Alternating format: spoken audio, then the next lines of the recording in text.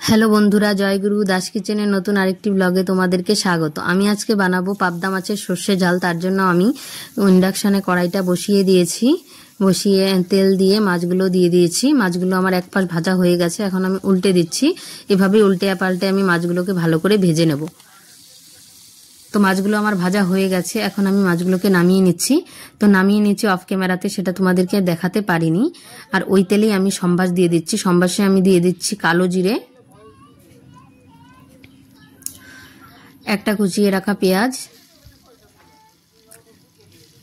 দুটো কাঁচা লঙ্কা দিয়ে একটু নেড়ে চেড়ে একটু লবণ দিয়ে দেব যাতে পেঁয়াজগুলো মসৃণ হয়ে যায়। আর সঙ্গে অর্ধেকটা কুচিয়ে রাখা টমেটোও দিয়ে দেব। তো টমেটোটা দিয়ে দেওয়ার পর আমি ভালো করে ভেজে নেব।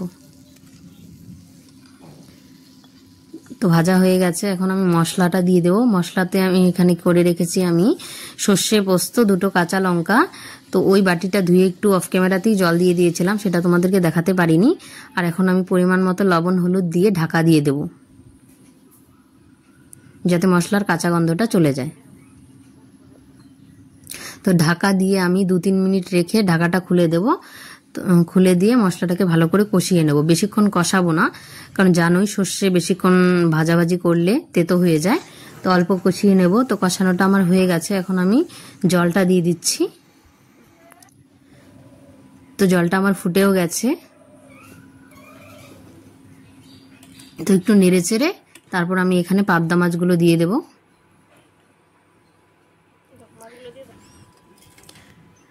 তো মাছগুলো আমার এখন দেওয়া হয়ে গেছে, এখন আমি একটু নেড়ে চেড়ে মিশিয়ে নিচ্ছি মাছগুলোর সঙ্গে। তারপর 3টে কাঁচা লঙ্কা উপরে দিয়ে দিয়েছি। দিয়ে 2-3 মিনিট জাল করে উপরে দিয়ে দেব কাঁচা সর্ষের তেল ছড়িয়ে দিয়ে। বেশি আর জাল করা যাবে না, তাহলে কাঁচা সর্ষের তেলের গন্ধটা চলে যাবে। তো একটু জাল করে পরে নামিয়ে নেব। তো জালটা এখন আমি নিভিয়ে দিয়েছি, নামিয়ে নিচ্ছি। তো তোমাদের এই রেসিপিটা কেমন লাগলো অবশ্যই আমাকে জানিও। ভালো লাগলে বাড়িতে একদিন ট্রাই করো, তারপর আমাকে কমেন্টে বলো কেমন হয়েছে। আশা করছি ভালোই হবে। আমাদের কাছে তো দারুণ লেগেছে, সবাই খেয়ে বলেছে দারুণ হয়েছে, আমার কাছেও ভালো লেগেছে। তো ভিডিওটা ভালো লাগলে লাইক কমেন্ট শেয়ার করে আমার পাশে থেকো। আর চ্যানেলটাকে যদি এখনও সাবস্ক্রাইব না করে থাকো তাহলে এখনই সাবস্ক্রাইব করে দাও। এভাবেই নতুন নতুন ভিডিও নিয়ে তোমাদের সঙ্গে চলে